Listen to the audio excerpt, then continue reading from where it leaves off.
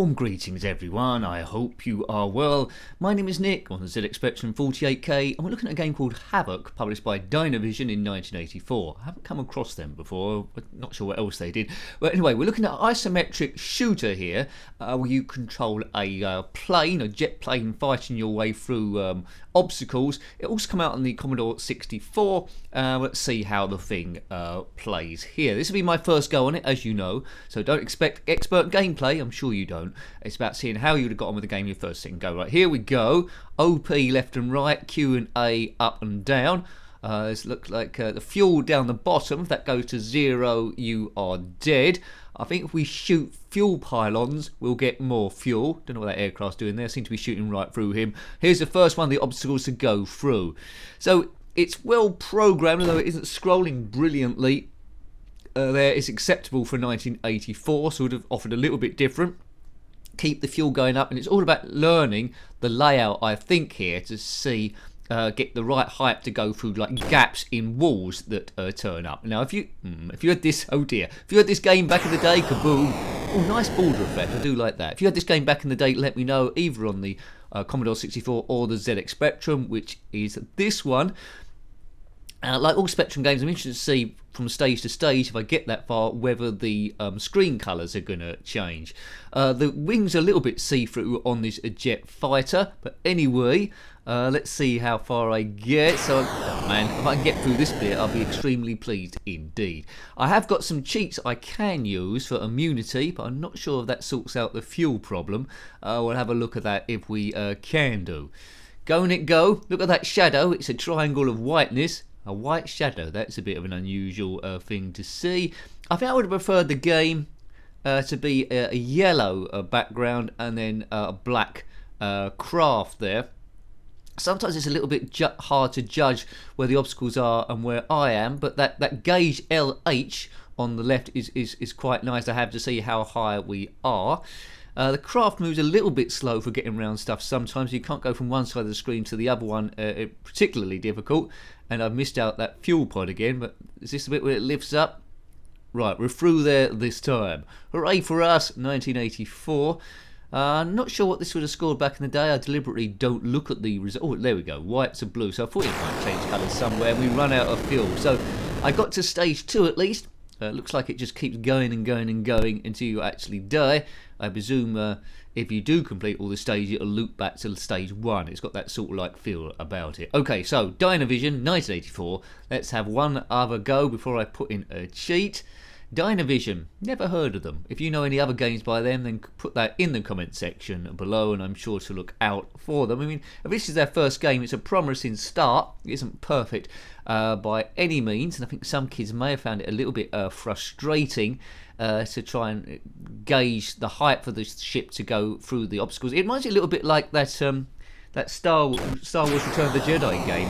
We got to try, the isometric is similar, where it's a bit awkward to guess the Millennium Falcon going through the structures of the Death Star. It's got that sort of like feeling to it. You can't see too far much ahead of you with this isometric view, but anyway, the craft seems to stay in the same place of the screen most of the time, unless you go up or down. Through here, yeah, see, perspective's making this very awkward. Right, so we've got a bit of fuel there, that's good. Now we swing to the right. Mind you, I might be able to get that fuel as well. Yeah, there we go. Swing to the right and then go up a little bit. And then we should go through that hole on the right, and then we're there. I've got a bit of time, I think. Let's try and get another fuel thing. Nope, I haven't got that. I might have left it too late. Pull up, pull up, pull up. Oh, God. I feel the need for speed, which is a good driving game. This isn't particularly good, but I admire what they've attempted to do here. How could they have made it better? I don't know. The isometric is a good idea. Hasn't fully worked, but yeah. Anyway, I could have stayed on yellow and black graphics to start off with, but maybe that's a bit further up. It feels a little bit cold, but as isometric shooters go, it's a challenge for any kids, so they would have liked it initially, I think. I would have got frustrated past about level 1 or level 2, but it's a good example of what the Spectrum can do, I suppose. It's one of those games where I think the Spectrum next got hold of it. It might be able to do something a bit better. Maybe get some more detail in the plane, put some more sounds. bit of music wouldn't have gone amiss, but I'm asking a lot from 1984. It's Havoc, Havoc. I think there was another game called Havoc that plays a bit different to this one, which I haven't reviewed as of yet. Right, got onto stage 2 again, so that seems to be where I go. Now, judging this is a bit iffy. See, I thought I was through there. Yes, it's game over again. Right, let's put a poke on here, if I can do. And this poke will be for immunity, so I'm going to drive through walls. But I think I still need to collect the fuels. Need to keep an eye out for them. So have a look at that. Yep, fuel's going down as normal. I'll try and play properly. Just want to show you a bit more of the game if I can do. Dodgy gameplay and nonsense chat as always. These aren't walkthroughs. We're stress busting, we're having a bit of fun.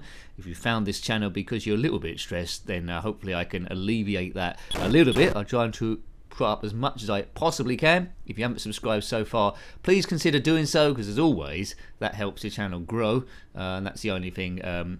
You know, activity is the name of the game. There's over 3,000, I think, gaming vids. If you want to watch them all, good luck. Mainly ZX Spectrum, but a variety of other systems as well. No, man. Including Commodore 64, Game Boy Advance, Atari 2600, Sega Mega Drive, and Atari 2600.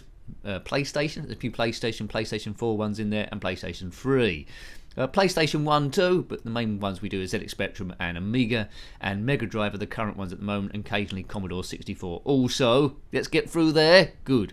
I mean, what sort of mission are you on a jet plane going through holes in the walls? It's almost like you've docked with a mothership, like the film Independence Day, and you're trying to fly through this alien as terrain. But anyway, it says Havoc on the walls after every pillar, so someone's written that there. Good. Frame rate is a little bit jerky, isn't it? You need your Spectrum eyes on, really. Hasn't aged particularly well. Plane's going a little bit see-through there with the background, but we'll ignore that. But overall, great effort for 1984. Frustrates me a little bit now playing it as an adult, and I think it would have frustrated me more as a kid. It's judging, or maybe you do it by the shadow there. Judging the gaps in the walls is tricky. It's a bit frustrating if you don't get off to an early start. Your powerful jet fighter is not that manoeuvrable, and you're not able to get to the hole in the wall as much as you possibly can. But having said that, though, if you spent a whole day on the thing, you probably could master it and get through all the stuff, because the scenery isn't changing. It's just that I'm not remembering it very well. But to trial and error, getting bit by bit by bit, and use that shadow, I would say, then underneath the plane to try and gauge the gaps in the pillars on stage 2. If you've played the game and got a lot further than me, comment below what sort of like colours the other levels go. Does it go back blue? Is there a yellow level?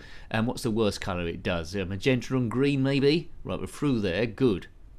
Now it should change colours. Blue and white, and that's going to go white and blue, isn't it? I thought it was going to do that. There we go. So white and blue. So just flip them through there. Like use that shadow as a gauge. Yeah, that's worked. So use your shadow to help you. Right. So fuel's looking a little bit low. I thought I had immunity. I'll run out. There we go. I think I did sort of have immunity there, but it wasn't working. I don't think it's working on. I can't shoot the fuel gauges. I don't think. I think that's what's happening. Who knows? I've got terribly confused. I don't know if the pokes are on or not. But I'm showing you how the game plays as such. There's probably a poke on there for infinite fuel as well somewhere. But the gameplay is going to stay roughly the same as this all the way through the game. There's no bonus levels or detachments where it does say a little bit different, or any puzzles are solved anywhere there. Through the gap we go. Meow. Mach 1, Mach 2. Yeah, see, look, this poke, it doesn't let me shoot the fuel bits. Right, okay. Just keep your hair on. I might turn the pokes off in a moment. They're definitely on. So although it's giving me immunity in some places, it's not letting me shoot for extra fuel, and that's making the mission impossible. So these pokes are a double-edged sword, really. Can I fly through here? Yeah, see, I just flew through the wall there. Please let me shoot some fuel. I need some fuel badly. The only other game I can sort of like think of, we need to refuel is River Raid. Yeah, look at that. And as we all know, when your plane runs out of fuel, it just explodes into a ball of incandescent gas. Yes, good. Incandescent gas. Reserve that for your boy band name. Good. Right. I'll just have a few more goes. Generally, we get the reviews up to about 10 minutes or so, unless I get carried away and enjoy myself a great deal. But I'm not really getting past stage 2, am I? Really? I'm gonna have to turn this poke off. It's impossible. It's making the game impossible. yeah, I'm not really getting a great deal better than from my first or second go, really, so I've hit a stalemate already. Havoc, do you know any games similar to this that are a little bit easier? Maybe. We've reviewed over 1,000 ZX Spectrum games now, you know. We're gunning for 1,050 at time of recording. If you want to see clips of them all, they're in the Reviewed Games playlist, or you can see the full reviews in the ZX Spectrum playlist. To get to these fabled playlists, you just click on, I'm going to run out of fuel again, wait for the explosion. You click on my username, kaboom. That takes you to the channel page. Click on the playlist tab, I think it's somewhere near the top unless YouTube have changed the layout of the thing, and you'll see ZX Spectrum there, reviewed game summary and a number of other systems too. Right, I think the poke might be off now, I hope. Shoot that plane for extra points, maybe the poke's still on. Anyway, don't poke, cheaters never prosper. Sometimes, well, often I put one on just to show you a bit more of the game that I can't get beyond, to see was it worth persevering with back in the day, just to show you a little bit more. Tends to be just ZX Spectrum ones I do that with. Other games are a bit difficult, more difficult to cheat on. Climb, climb, climb, climb, climb. So overall, I think the game, clever, but average. It's being killed by the gameplay, really. But that might be just because I'm rubbish at it. Maybe I need a bit more patience. People back in the day, reviewers might have thought it was awesome. 1984 it might have been. I don't like it, really. All its cleverness. It's the border effects, good. The scrolling is killing it a little bit for me. There, and my judgment isn't particularly good either. There you go. Right, one last go. I said I didn't like it, and then I'll just one last go. So it's that addictiveness again. Right, this is without any pokes on, I hope.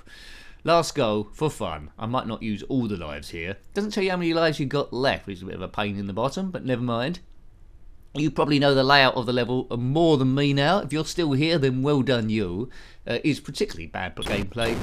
Right, that's working again.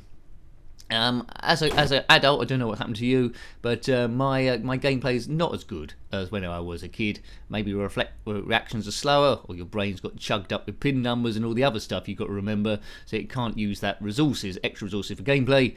Or our brain's hard drive just gets more and more cluttered with stuff as it gets deleted and undeleted and deleted and undeleted, and suddenly your recall's bad and you got a dodgy hard drive in the brain. I need to upgrade to a solid state brain. That's what I need. Right, if you've got a solid state brain, then comment below. Through the gap we go there. So this is pretty much as far as I'm sort of like getting each time. Probably this is the furthest I've got now with the fuel. Right, more fuel. Right, this is my best go so far. Oh, I've got to get through that hole. No! What a small hole! Oh, I'm almost there. What a small hole to go for. So I've got. The problem with this game is there don't seem to be any save points. You have to start right from the beginning again, which is extremely annoying. I mean, we got to that level where it changed colours. Why can't we just start from that level again? Why do we have to start right from the beginning? So it looks like to me, unless the save point's a bit further on, you've got to do it all in one go, or it's game over, big nose. And you know what game over big nose means. It means game over. Right, okay. I'm getting a little bit bored now. Well, frustrated really at my own ineptitude of getting further in the game. It certainly is a lot of havoc. There's a lot of havoc in this place. Coming through, coming through. That's too low, is it? No, I'm through. Good. Stand by for action. Launch torpedoes. No, it's not torpedoes. Torpedoes are in the water. In the air, it's missiles. Right, use the shadow. Go through there. Right, good. Almost as far as we got before. It's a little hole coming up, isn't it, in the wall. We'll stay here. Fuel's not looking particularly groovy. Oh, I'm too slow again. I'm not going to make it. Man. Right, I don't swear on this channel, but I could do a collection of swear words if I wanted to, but I won't do, because it's PG level, this. There's kids watching there, and, you know, if you want to get your kids into gaming, bit of a tough one trying to get them into 8-bit gaming looking at this mess. But anyway, it's not a mess, that's a bit cruel. It's just a frustrating game. Oh, there. Right, that's it. I can't takes no more. So I hope you like having a look at that game. That was Havoc.